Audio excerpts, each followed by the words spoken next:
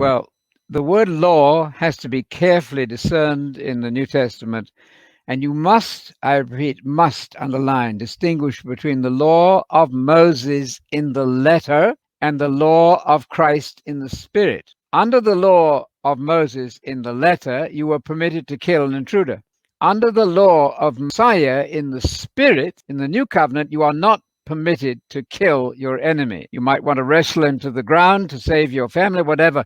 But don't imagine taking his life and then saying, I've just loved my enemy. He's dead on the ground. The blood's coming out of his ears, and I loved him. So here, this question highlights a very, very important distinction between the old covenant in the letter, the law of Moses, and the new covenant in the spirit under Jesus. If you haven't got that distinction clear, you haven't got the faith, really.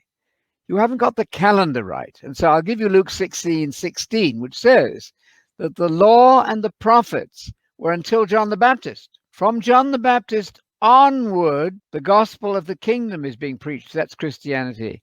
And everyone is struggling their way into it, or should be at least. Everybody is forcing their way into it. I hope that's clear. So the answer is absolutely. Are we contradicting the Old Testament under the law of Moses? Of course we are. Paul said it doesn't matter if you physically circumcise or not. In the law of Moses, you were absolutely commanded to physically circumcise every boy at the age of 8. Under the new, don't do it. Under the new, don't keep the Sabbath, because you're trying to mix the covenants, and that's what you don't want to do. So treat the word law with great care. I recommend you read Galatians chapter 3, verses 19 to 29. But Paul addresses our question. He said, what about the law? Let's think about the law.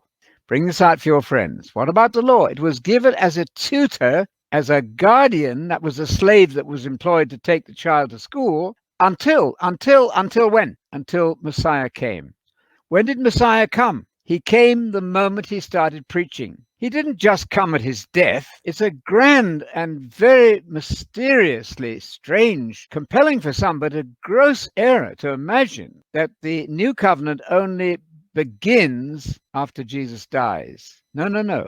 The voice from heaven said when Jesus was teaching, during his time of teaching for 3.5 years, or however long that was, the voice from heaven said, "This is my son.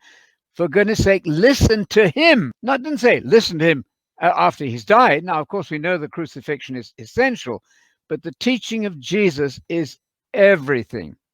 So we are contradicting at times the old covenant law of Moses. Absolutely. Of course we are. So did Jesus. Jesus said that too. So there is a way that you can be breaking one of the laws under the old covenant, yet we are still innocent in the eyes of God. Is that what you're saying? Well, because there are two laws. One is the law of Moses. That's finished. Jesus contradicted the law of Moses. Let me give you the classic example. When asked about divorce, Jesus said, Moses allowed you to divorce your wives for whatever reason that was. It doesn't matter now because it's in the past. But I, Jesus, am telling you, Moses got that wrong. Moses didn't get it wrong exactly, but Moses did not give the ultimate law.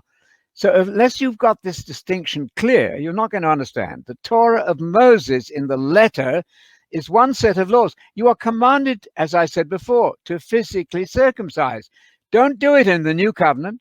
You could do it for medical reasons, but don't imagine circumcising for any spiritual gain in the new. Why? Because the law of Torah of Jesus is not, I repeat, not the same, and is strictly at odds with the law of Moses, which was temporary as a discipline. You are not to be, you are forbidden to be under the Torah of Sabbath keeping, holy days, and new moons. Paul said, don't do it. If you do that, you're shaking your fist at Jesus, because Jesus has replaced the Torah of Moses in the letter. That's the difference between Christianity and Old Testament faith. So yes, we're contradicting that. Of course, you better not be shooting your neighbor if he intrudes, but under the law of Moses, you were permitted to do that. That's a different thing. I always bring up Matthew 12, where the Pharisees say to Jesus that his disciples are breaking the Sabbath. Yeah, good. And then Jesus, pointing to David, there was this episode where apparently he did break the Sabbath. Yep. And also the temple priests, because obviously they were under, I guess, the Levitical laws. So Jesus basically seems to be saying here, if you want to clarify that, Oh, yes. yes, my disciples are breaking the Sabbath, Yes. but they are as innocent Yes. as David and the temple priests. Is that Yes. correct? Absolutely. And even Jesus is saying it's what we call an how much more argument. If in fact, even under the old Torah laws, the priests, when working in the temple on the Sabbath, could break it and be innocent, they weren't bound by that. How much more then can the disciples of Jesus, when working at the Christian enterprise, break the law of the letter and be innocent? So we didn't mention the one where they were asked about whether Jesus' disciples paid the temple tax. You know, there was a tax, a levy annually for everybody to pay towards the upkeep of the temple. And Jesus said very cleverly, actually, we don't need to keep it. We don't need to keep it because we're the sons of the kingdom. You don't need to get the temple tax from the inhabitants of the kingdom itself, and that's who Jesus and his disciples are. However, so we don't offend them, let's pay it anyway. So there is a place where if your friends are very concerned never to eat pork, very concerned never to take a drop of alcohol, then don't force it upon them. Paul dealt with that. Paul also said in Romans 14:14, I am convinced as a Jew and a Christian that nothing by way of food is unclean. If that isn't clear, what would be? So it's a question of distinguishing between two different Torahs. When they contradict each other, guess which one you go with? The Torah of Messiah, the law of love, as defined by Jesus and later by Paul. On one occasion, Paul actually circumcised Timothy. Why? For the sake of the Jews. It was totally unnecessary to do that. Paul said, let's do it. We don't want to offend them. Let's do it. So he did it to appease, if you like, the Jewish element there. But it was unnecessary. So there is always the element of diplomacy that Jesus operated in the same way. So we don't need to pay that tax, but let's do it anyway. We don't want to offend them. Another story that strikes me is in John 5. Yes.